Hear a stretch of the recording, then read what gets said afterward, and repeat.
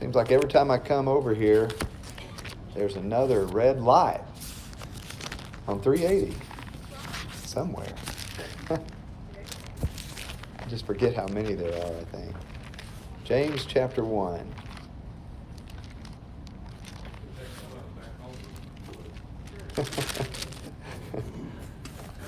They'll all be green on the way home.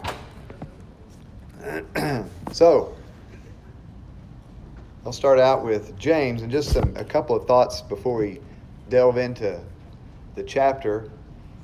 James, who wrote the book of James? Somebody says John. We got a dunce hat over here. James wrote the book of James. Now, when you say James, that's right, of course, but there are a few options. I know of at least 3 Jameses that I could think of. And, of course, one James and John, one of the sons of thunder, one of the apostles. It wasn't him. And then, of course, there's James, the other apostle, James, the son of Alphaeus, known as James the Less. It was not him either. But this James is a half-brother of Jesus. And so, being that he was a brother of Jesus, and what do we know about James? What does the Bible tell us about his brethren in Jesus' ministry early on? We know that being that he was one of his brethren, that they didn't believe in him initially, did they? So, of course, obviously he came around. But this is the James that wrote the book of James. And James, who is it written to? James is a general epistle.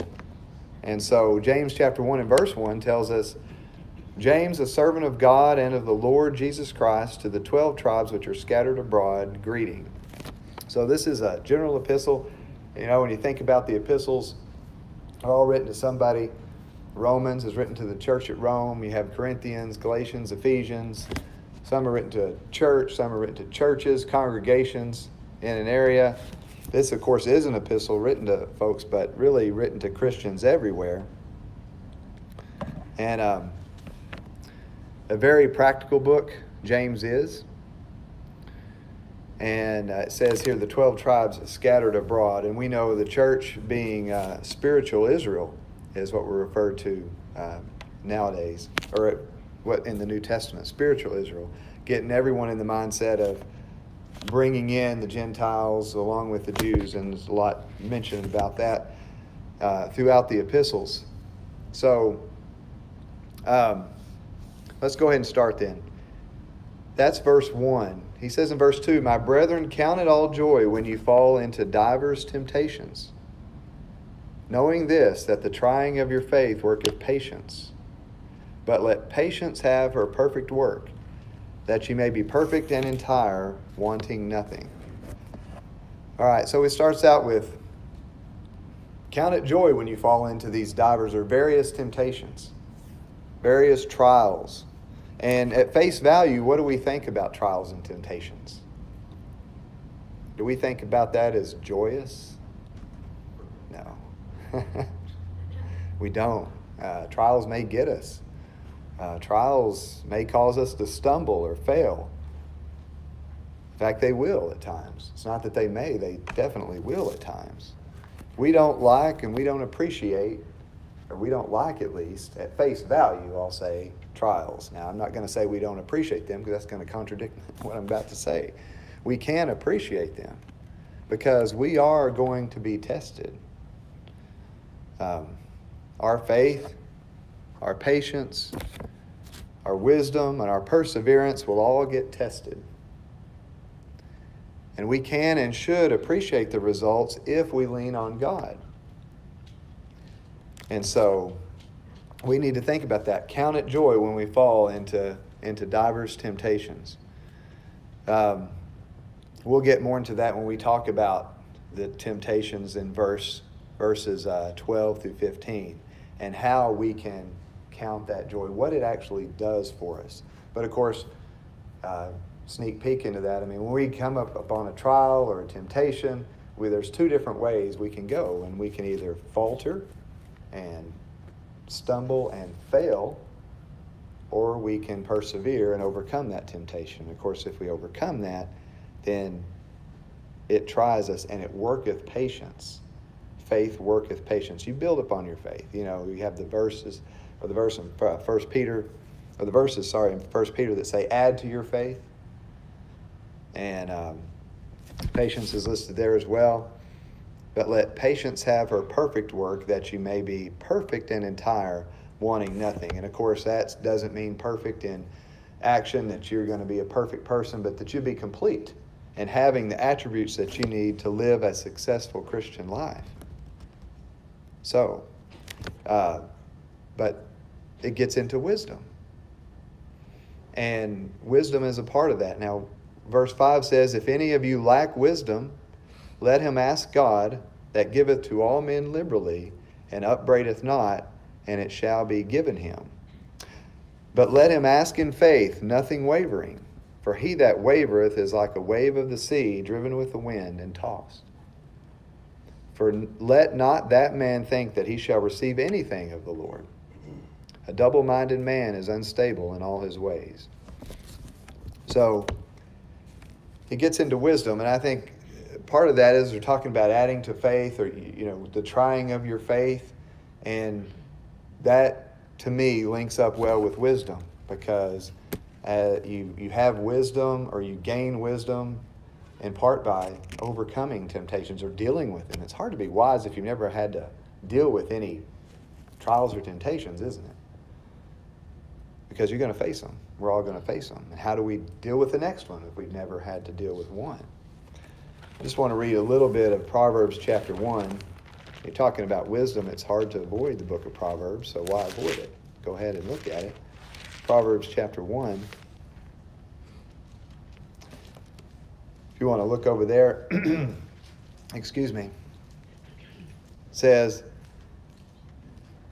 in verse 5, beginning in verse 5, a wise man will hear and increase learning, and a man of understanding shall attain unto wise counsels. And then it says in verse 7, the fear of the Lord is the beginning of knowledge, but fools despise wisdom and instruction. And so it says a wise man will hear and increase learning. And then it says they'll attain unto wise counsels. So if we're going to be wise, if we're going to have wisdom, we have to accept learning, which means that we don't think we know it all, right? If we do, then we're not opening ourselves up and allowing ourselves to learn more and to have wisdom. We have to be willing to do that. And so a wise man will hear and increase learning. A wise man will listen. A man of understanding will attain unto wise counsels. So when I read this, the first thing I thought of was someone in the Old Testament that did the opposite of this, that did not attain unto wise counsels, but yet listened to those who were unwise. Does anyone know who I might be thinking of? I'll give you a hint. The wise ones, in this particular instance, were the older ones. And the younger ones were not wise. And so, anybody remember that? Some king. There you go. Hey. That close enough. So, of course, after the United Kingdom, you had Saul, David, and Solomon, United Kingdom. And then you had Rehoboam. And Rehoboam, Solomon's son, right? And he had the opportunity, and he was given, because the people were complaining, and they were saying that, your father was hard on us. And he went and he talked to at least the wise men or the older men talked to him, and they said, ease their burden, and they'll listen to you, and they'll follow you. Go ahead and listen this time. But what did Rehoboam do? He talked to the younger people, and they said, no, you think this is bad, we're going to make it even more rough on you. And that was not the wise counsel, and it ended up causing the people to reject him. And of course, then you had the whole thing with Jeroboam, causing Israel to sin, that's divided kingdom. But that's, when I read this, that's what I thought of. He didn't attain unto wise counsels. And I think about that as, I don't know if the Bible actually says this, but I feel like he had that idea in his mind. Have you ever had that idea in your mind and you ask somebody until you get the answer that you already want? So you're not really listening to people. You've got it already in your mind. You might as well not even be asking. And then finally somebody agrees with you, and that's what you go with. I think we're all guilty of that at times. But a wise person will hear and understand. And then it says, the fear of the Lord is the beginning of knowledge, but fools despise wisdom and instruction. So if we're going to have wisdom, we have to fear the Lord. And then we have to, of course, desire knowledge, because knowledge is a big part of it. And I think it's till 7:35, is that right? Is that right? Okay. But going back to James chapter 1 and verse 5, I wanted to give that background and talk about wisdom a little bit, because obviously we can't have wisdom if we don't have knowledge. But wisdom and knowledge are not the same thing. You can have a lot of knowledge and very little wisdom. And it's because wisdom is the proper application of knowledge. And it's impossible to really have much of it if you don't have knowledge. But it's certainly possible to have a lot of knowledge, but yet no wisdom. And he says in verse 5, if any of you lack wisdom, let him ask of God, who giveth to all men liberally, and upbraideth not. So I know that Romans 10:17 says faith comes by hearing, and hearing by the word of God. So you think about, how are we going to be wise in the word, and how are we going to be wise in our lives? Well, you have to have the word of God, obviously. But in addition to that, he says here in verse 5, we need to do what for wisdom? What is specifically he's saying here? Pray for it. Absolutely. Pray for it. And God will answer that prayer in the positive and help us get wisdom. And so we need to realize that that's a part of it as well. We need to study our word. We need to do everything we can to be wise. But that absolutely includes praying to God and just asking him for wisdom. And God will answer that prayer. He will take action and do his part.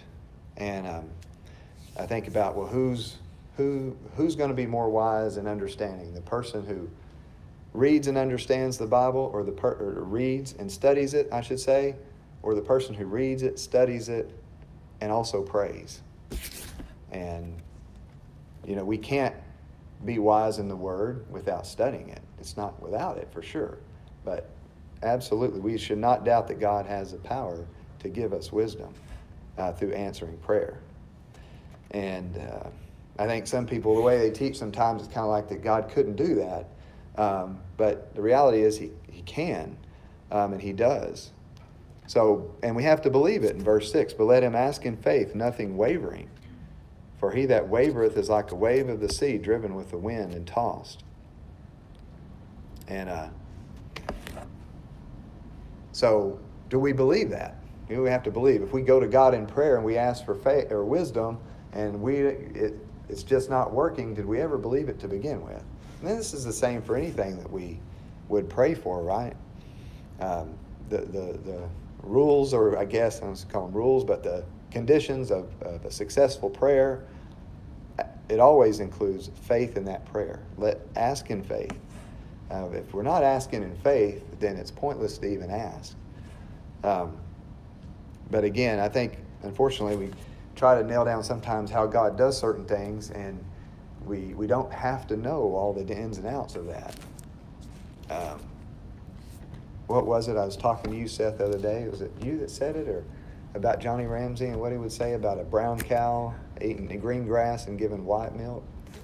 I'd heard that a long time ago, but when you said it, I knew I'd heard that probably 10 years ago. And again, we don't have to know how that happens. We just have to accept it. And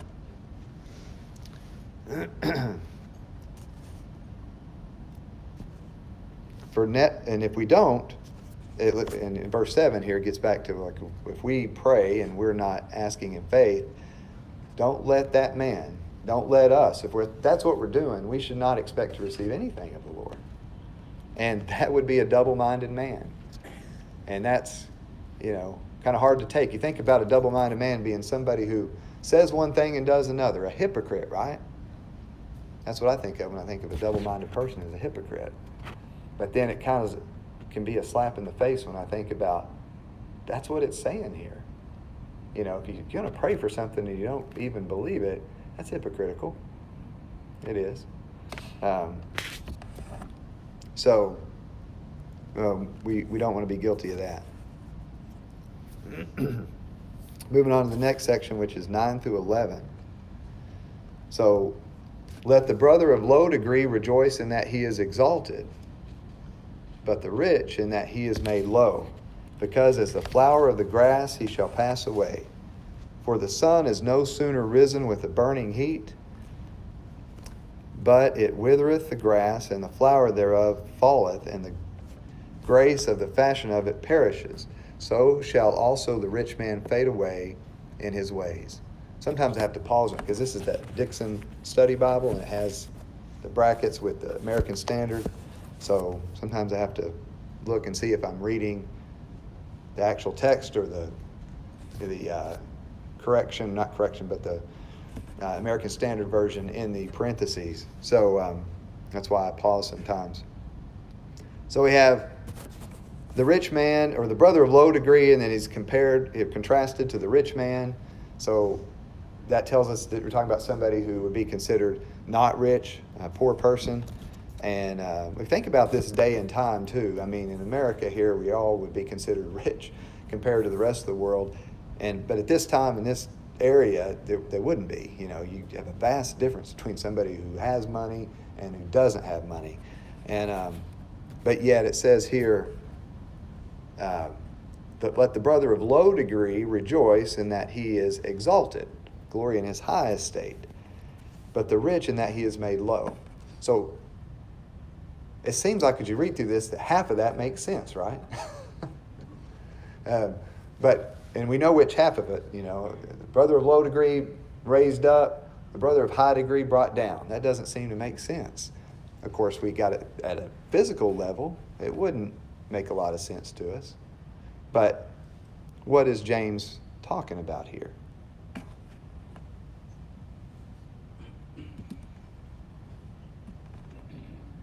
Any ideas? How is the brother of low degree exalted and the rich made low? Material things are not going to last. That's right. Yeah. That's right. They're not going to last, and that's the physical. And the physical, if we're all thinking about and he's talking to Christians. We're thinking about Christianity and the church and the physical realm only. This doesn't work. The rich is not made low. The brother of low degree is not raised up necessarily. But spiritually speaking, it makes a lot of sense, doesn't it? Because God is no respecter of persons, right? And so everybody in the church is equal in that regard. And so that is why this happens. In the kingdom, what is the difference? If you look at James chapter 2, verses 1 through 4, it says, "My brethren, have not the faith of our Lord Jesus Christ, the Lord of glory, with respect to persons. For if there come unto your assembly a man with a gold ring and good apparel, and there comes also a poor man in vile raiment, have ye respect to him that weareth the gay clothing, and saith to him, Sit thou here in a good place, and say to the poor, Stand thou there, or sit here under my footstool. Are ye then not divided in yourselves, and are become judges of evil, or with evil thoughts?" So, in the kingdom, there's no difference. So we're all even in that sense in the kingdom. In the eyes of man, it doesn't make sense. But I think the harder thing is, why would the rich man rejoice in this? Now, this is something that the rich person should rejoice in, that he is humbled or made low. Now, that's kind of interesting. We see the other reason. The brother of low degrees exalted. And I think it's because if anybody who's thinking has a spiritual mindset, then they understand the benefit of this for the church, right?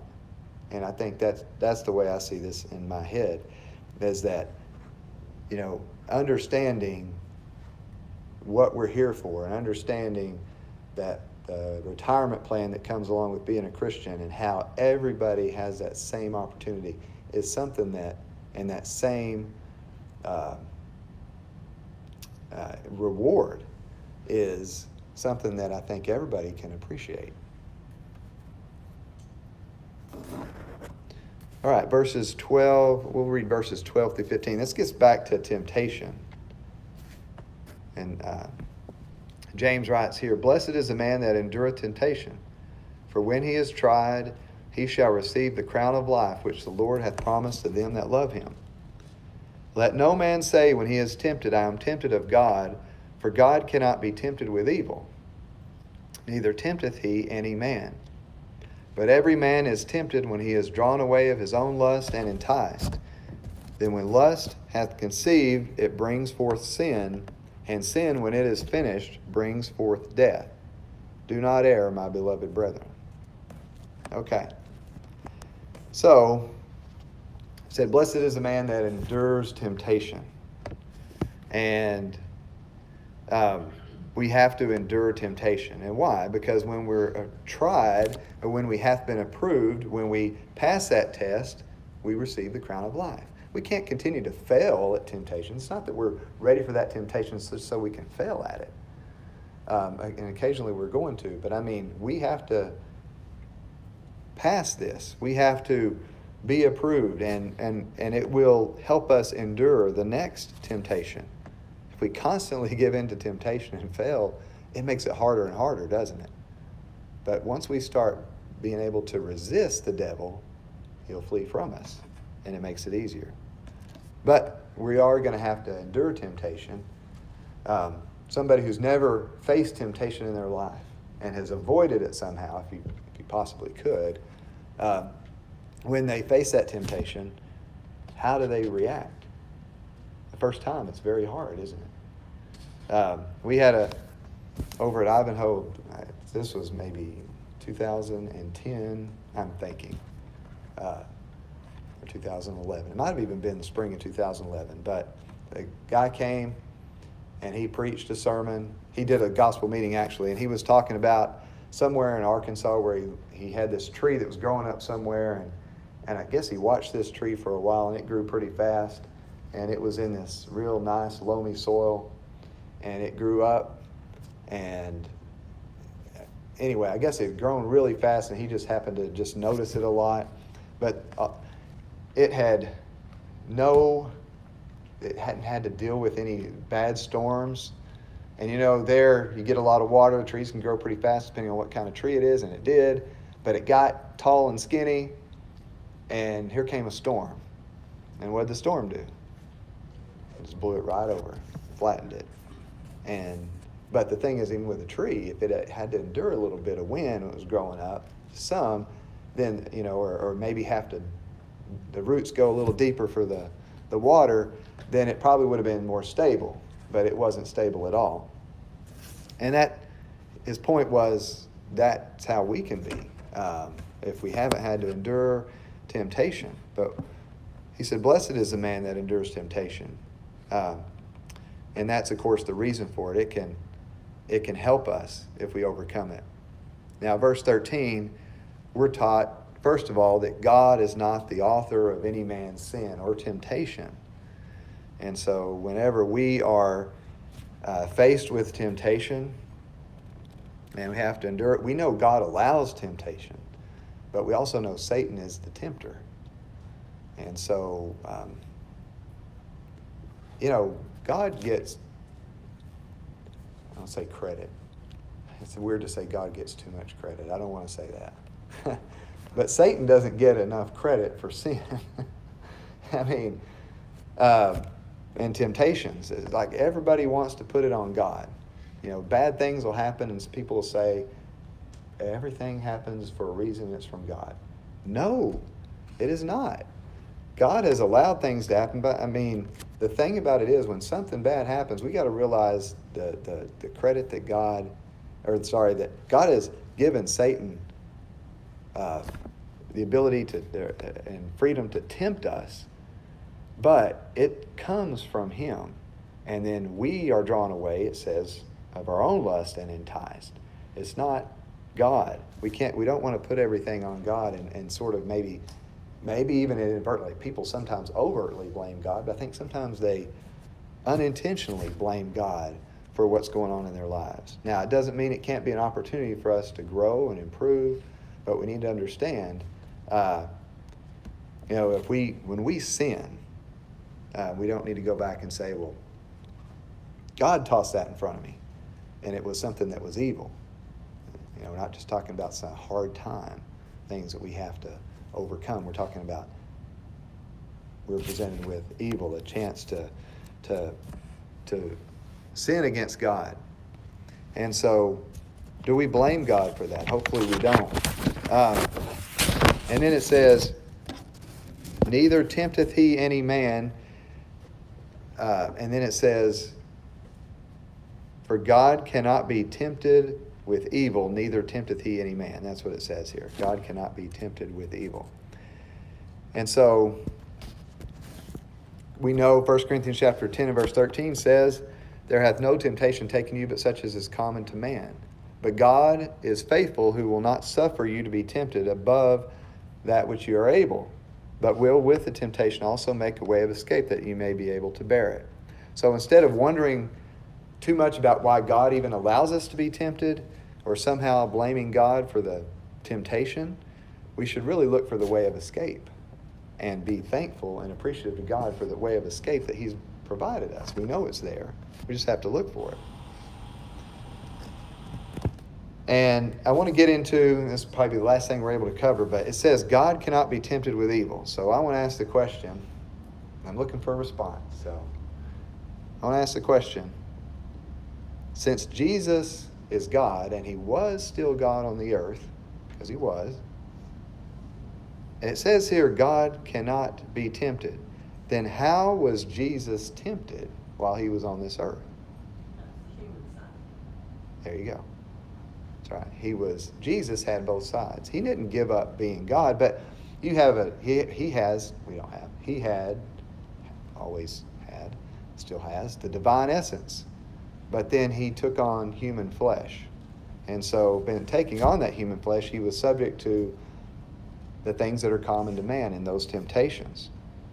I agree with that. I think we know Jesus was tempted in all points just as we are, yet without sin. Hebrews chapter 4 and verse 15. And Matthew chapter 4 lists the specific temptations. And those, of course, Jesus was tempted more than that. But those are specific temptations that he had to endure, that Satan put forth. So we absolutely know he was tempted. The Greek word used for tempt is basically the same thing throughout. I do think I want to talk about this a little bit, where when we talk about tempted, we have to look at the context too. And I get into verse 14, and this is not to deny Jesus being tempted. Don't get me wrong. He absolutely was. But when it says, every man is tempted when he is drawn away of his own lust and enticed, and then it goes into the conception of lust and sin. To what point did Jesus get? Obviously, Jesus didn't get into sin. It didn't conceive. I personally don't look at him as getting to the point of drawn away by his own lust and enticed. I thought it was to fulfill the scriptures. What's that? The fact that he was tempted? Yes. Yeah, I think it was, because it was prophesied, I think. And he also, it was to show that he was, Jesus lived a perfect life. If Jesus lived a perfect life, but didn't have the possibility and could not possibly sin, you know what I mean? Then what's the point of him living a perfect life? If he wasn't going to be tempted, if God didn't allow him to be tempted, then the point of him, he lived a perfect life, really doesn't carry a lot of weight. But it absolutely does, because he did live that.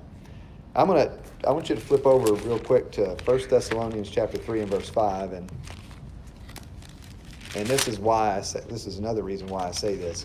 Not, again, he was tempted, but when you Here's one way to think about it. Somebody can tempt you, but how tempted are you to do that? Now, of course, when Jesus was 40 days and 40 nights without food, he was obviously hungry. We're talking about the evil here. 1 Thessalonians 3 and verse 5 says, Paul writes this. He says, "For this cause, when I could no longer forbear, I sent to know your faith, lest by some means the tempter have tempted you, and our labor be in vain." Now, Paul says that if they were tempted, the Thessalonians, then his labor would have been in vain. So what's the implication of that? The fact that they were tempted. The implication is that they sinned. I mean, they're going to be tempted. I mean, there's no way Paul would write to them and say, well, since you're tempted, my labor's in vain. He knows good and well they're going to be tempted a lot. But their labor's not in vain unless they forsake God by following through that. And, of course, so you can see the connotation. We got to understand the context sometimes, even when it's using the same word. Jesus was tempted, but when we think about us being responsible for being drawn away by this lust that we have and enticed, and then the sin, of course, it never got to that. And the other part of it, it says God